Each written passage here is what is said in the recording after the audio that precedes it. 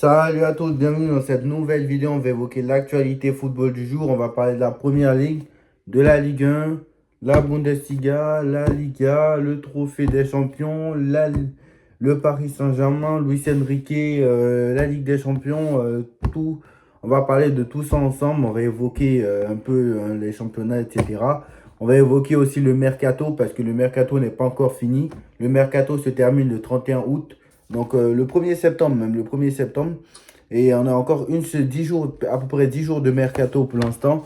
Donc voilà, il y a eu des surprises dans ce début de championnat. Donc installez-vous confortablement, j'ai des choses à dire. Et clairement, moi je comprends maintenant pourquoi est-ce que certains ont dépensé des milliards d'euros. Mais je pense que cette année, bah, on va encore tomber sur certains, alors que il y en a qui méritent de se faire gifler. Déjà pour commencer, déjà les Chelsea qui dépendent des milliards d'euros, tout ça pour ne rien en faire. Qu'a gagné Chelsea sur ces dernières années? De trophées mineurs ou majeurs même. Qu'a gagné Chelsea sur ces dernières années? Je vais voir le palmarès de Chelsea, s'il vous plaît. Attendez, je vais mettre Chelsea Football Club. Alors, Chelsea Football Club. Honnêtement, qu'a gagné Chelsea ces dernières années? Moi, je vous pose la question. À part une Coupe du Monde des clubs, sur laquelle ils se fondent parce qu'ils ont battu le Paris Saint-Germain, meilleur club du monde, et ils ont bien monté, on leur a bien montré la saison qui a suivi, heureusement qu'on leur a bien montré que la saison qui a suivi, que bah, c'était un accident, hein, l'histoire du 3-0. Mais sinon, dites-moi, qu'est-ce qu'a fait Chelsea ces dernières années? Je suis désolé. Voici le palmarès de Chelsea. Alors regardez. La dernière fois qu'ils ont gagné la Première Ligue, c'était en 2017. La dernière fois qu'ils ont gagné une coupe, c'était en quoi? C'était en 2000. La Coupe de la Ligue anglaise, ils n'ont pas gagné depuis 2015. La Coupe d'Angleterre, ils ne l'ont pas gagné depuis 2018. Le Community Shield, ils ne l'ont pas gagné depuis 2009. Ils n'ont même pas gagné une Coupe nationale depuis 2018. Regardez. Et la Coupe internationale, les coupes compétitions internationales, bah, c'est la Coupe du monde des clubs qui l'ont gagné face au Paris Saint-Germain. Sinon, la dernière fois, ils ont gagné une Ligue Conférence en 2025. C'est une Ligue Conférence où Chelsea était quasiment ils ont gagné avec pratiquement l'équipe B. En plus, la Conférence League, pour moi, c'est la C4, quoi. C'est une Coupe d'Europe, certes, mais c'est pas la Coupe d'Europe. Voilà, pour moi, c'est. Et bien, en plus, ça, c'était avec Maresca. C'est pas avec la situation de Chelsea. La situation de Chelsea avec Maresca, c'était pas la même situation qu'il y a actuellement. Parce que Maresca, il avait essayé quand même de faire des choses. Parce qu'il avait quand même fini quatrième de Première Ligue cette année-là. Et c'est cette année-là même qu'il a battu le Paris Saint-Germain en fin de saison en coupe du Monde des clubs. Mais depuis toute la saison dernière, Chelsea, c'est quoi? C'est rien. C'est rien. Donc, il y a un moment donné, je pense que voilà, vous clashez les autres clubs quand c'est le Paris. Parce que, par exemple, ça aurait été le Paris Saint-Germain qui aurait fait ça, mais tout le monde aurait rigolé, machin, bidule.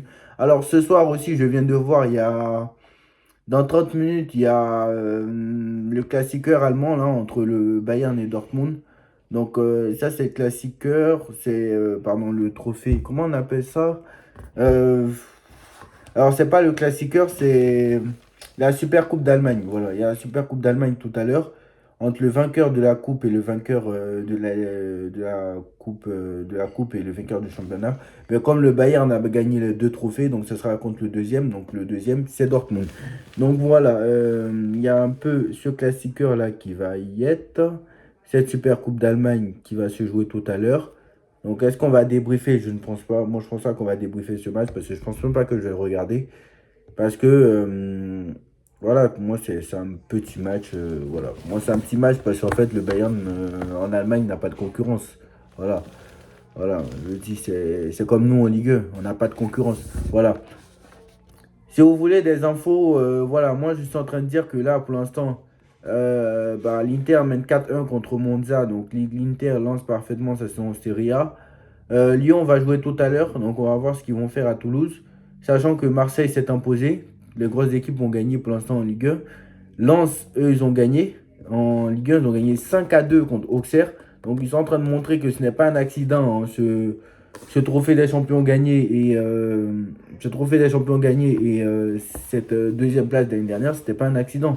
Donc l'équipe de Top Moller, est-ce qu'elle sera plus forte que celle de Pierre Sage? Je suis en train de me demander parce que clairement, l'année dernière, ils ont fait une très bonne saison en remportant la Coupe de France notamment, ils ont remporté le trophée des champions. Lens, c'est clairement très sérieux ces dernières années. Donc regardez Lens, 10e budget du championnat, regardez comment ces dernières années. Regardez l'année dernière tout ce qu'ils ont fait. Regardez Marseille l'année dernière. Donc à un moment donné, il n'y a pas d'excuse. Voilà. Il n'y a pas d'excuse. Dixième budget de Ligue 1 l'année dernière, on ne les attendait pas. Ils arrivaient avec Pierre Sage. Ils malmènent le PSG jusqu'à la 30e journée de championnat. Ils finissent deuxième devant Lyon, devant Marseille, devant Monaco, devant Lille, devant Nice. Alors d'accord, ils n'ont pas joué de Coupe d'Europe, mais même, je suis sûr que Lens, cette année, ne va pas finir en dehors des 7 premiers. Et on en parlera. Déjà, ils mènent 3-0. Déjà, le match est terminé, hein. Voilà, le match est terminé. Lens, ils se sont baladés, là. Voilà, je vous dis. Donc, voilà. Donc, après, Auxerre, je ne sais pas s'ils vont faire partie des derniers. Je ne sais pas cette année. Donc, à voir. Donc, Carlos Baleba va signer à Manchester United contre 82 millions d'euros. Donc, ça, on l'a dit. United est déjà battu en Première Ligue d'emblée par Hull City. Clairement, je vous dis la vérité, les équipes de Première Ligue, il n'y a même pas une qui est exceptionnelle. Enfin, franchement, à part Arsenal, franchement, honnêtement, je vais vous dire la vérité. Honnêtement, on va finir là-dessus. Après, on parlera du PSG de Luis Enrique parce que Luis Enrique s'est arrêté en conférence de presse. On va parler de la conférence de presse d'Enrique. Mais honnêtement, la vérité des choses. À part Manchester United. Non, pardon. À part cette saison, je parle, hein. À part Arsenal, qui est l'équipe, on va dire, avec Manchester City, la plus régulière de ces dernières saisons. À part Arsenal cette année, qui, entre guillemets, a des certitudes pour prétendre au titre de Première Ligue? Aucune. Aucune. Aucune équipe en Première Ligue n'a des certitudes pour prendre le titre. Honnêtement, je vais vous dire la vérité. Parce que quand on prend les équipes une par une, par exemple. Allez, on va prendre les équipes une par une. On va prendre par exemple Manchester United. Puisque par exemple, c'est eux qui ont perdu là. Déjà, voilà. Manchester United, pour moi, Michael Carrick l'année dernière, il est passé de la 18e place à la 3e place. C'est bien beau. Mais sauf que Carrick est arrivé au mois de novembre ou au mois de décembre, si je ne me trompe pas. Je ne sais pas en quel mois il est arrivé. Il est arrivé en cours de saison. Ça, c'est sûr et certain. Il arrive en cours de saison pour remplacer Ten Hag. Il est arrivé en cours de saison, c'est pas la. Non, pardon. Pour remplacer un autre. Non, c'est pas Ten Hag, c'est un autre, pardon. Mais ce qui est sûr, c'est qu'il est arrivé en cours de saison. Ten Hag, il est à Leverkusen, il s'est fait virer au bout de 4 matchs. Il est arrivé en cours de saison. Donc c'est plus facile d'aller parce que lui, il est arrivé en cours de saison. Il n'avait strictement rien à perdre. United était au fin fond du classement, je crois qu'il était 18e. Il est arrivé, il a battu Tottenham, il a battu Arsenal, il a battu Manchester City, il a battu Manchester City, il a battu Tottenham, il a battu Arsenal, il a battu Chelsea, il a battu Liverpool. Donc le mec, il n'avait pas de pression. Parce que l'objectif, pour lui, c'était le maintien de base en Première Ligue. Mais finalement, il est passé de la 15e à la 3e place. C'est bien. C'est bien, Michael Carrick. Mais sauf problème, c'est que cette année, ils vont lui demander des choses encore plus. Parce qu'il ne faut pas oublier qu'il est arrivé en tant qu'intérimaire. Donc là, ils lui ont prolongé son contrat. C'est bien beau. D'ailleurs, je crois que quand ils ont prolongé son contrat, ils ont fait un contrat longue durée, hein. Donc, ils ont prolongé son contrat, c'est bien. Mais sauf que cette année, tu vas avoir la Ligue des Champions avec, puisque tu t'es qualifié en Ligue des Champions. Donc, tu vas avoir la Ligue des Champions avec. Tu vas avoir la Première Ligue. Maintenant, les équipes te connaissent. Ils vont te prendre au sérieux. Moi, je ne dis pas qu'avant, on te prenait pas au sérieux quand même, parce que tu es l'équipe qui a le plus de Première Ligue avec Liverpool. Mais encore aujourd'hui, même si tu n'as pas gagné la Première Ligue depuis très longtemps, mais très clairement, le Michael Carrick, là, il va se faire envoyer très clairement cette année. Parce que très clairement, là, il aura de la pression sur ses épaules. Très clairement. Parce que là, c'est pas le mec qui arrive en pompier de service pour sauver les meubles, etc. Là, l'année dernière, on t'avait applaudi. Mais cette année, tu vas voir ce que c'est que la pression avec Manchester United. Donc voilà. Si tu fais une saison comme Chelsea l'année dernière, tu vas voir, tu vas vite dégager. Même si Chelsea, en Ligue des Champions, ils sont fait éliminer par le Paris Saint-Germain, mais ils ont fini 9e. Voilà. Donc, voilà. Ensuite, Chelsea. Moi, Chelsea, Xabi Alonso. Ils ont choisi Xabi Alonso, c'est bien, mais la stratégie du club n'est pas bon. Moi, je suis désolé. Xabi Alonso, c'est bien beau, mais voilà, avec les milliards d'euros qu'ils ont dépensés encore cet été, voilà, eux, tous les ans, ils dépensent des 300 millions d'euros minimum au mercato. Ils ont acheté au moins 25 joueurs de Strasbourg. Je suis désolé parce que eux, c'est multipropriété. Ça, faut en parler. Parce que ça, quand c'est Chelsea, personne n'en parle. Mais quand c'est Paris, tout le monde en parle. Parce que même si nous, on n'est pas multipropriété, par contre. Mais voilà, eux, ils ont acheté des milliards d'euros. Mais eux aussi, s'ils finissent pas dans le top 4, c'est flop. Voilà, c'est encore un flop. Voilà, je suis désolé. S'ils finissent pas dans le top 4, et j'en ai rien à foutre que la première et la cinquième place soient qualificatives pour la Ligue des Champions. C'est pas mon problème. Voilà. Parce que eux, en plus, ils ne jouent même pas de Coupe d'Europe. Ils ne jouent pas de Coupe d'Europe, ils ont dépensé des millions. Voilà. Je suis désolé. Et après, Xabi Alonso ou pas Xabi Alonso, c'est la même chose. Voilà. Xabi Alonso n'a pas d'expérience. Enfin, a entraîné au Bayer Leverkusen. Au Real Madrid, c'était le pantin de Florentino Pérez. Le Real qui va jouer tout à l'heure d'ailleurs. Peut-être qu'on va débriefer ce match aussi. Mais ce qui est sûr, c'est que ce que je suis en train de dire, c'est que Arsenal est la seule équipe qui, pour moi, a des certitudes. Parce que non seulement ils ont gardé le même entraîneur, ils se sont renforcés avec quelques recrues. Et en plus de ça, ils connaissent la recette maintenant. Parce que ça fait 3 ans d'affilée qu'ils ont fini deuxième de Première Ligue. Et c'est l'année dernière qu'ils l'ont gagné. Donc franchement, j'ai envie de vous dire, voilà. Par exemple, Maresca, il arrive à City. Mais Maresca, il a une bonne expérience. Maresca, déjà qu'à City, à Chelsea, ça se passait mal. Bon, il finissait dans le top 4. Bon, peut-être que Maresca, City, ça peut aller mieux, même si l'année, il y a 2 ans, par exemple, City a fait un flop et a tout perdu. Vous voyez ce que je veux dire? Donc, est-ce que c'est un. Voilà, et là, ils ont acheté Elliot Anderson, 117 millions. Je pense pas que ce soit pour le mettre sur le banc. Ils ont perdu le Community Shield déjà, faisant balayer par Arsenal. Donc, ce que je suis en train de dire, c'est que City, ils ont des problèmes. United, ils ont des problèmes. Chelsea, ils ont des problèmes. Tottenham, eux, j'en parle même pas. Euh, comment Donc voilà.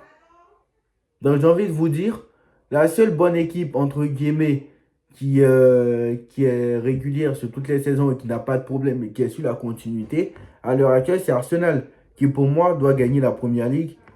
Voilà, après, s'il y a une équipe qui nous surprend, pourquoi pas. Mais pour moi, Arsenal doit faire le back-to-back Première Ligue.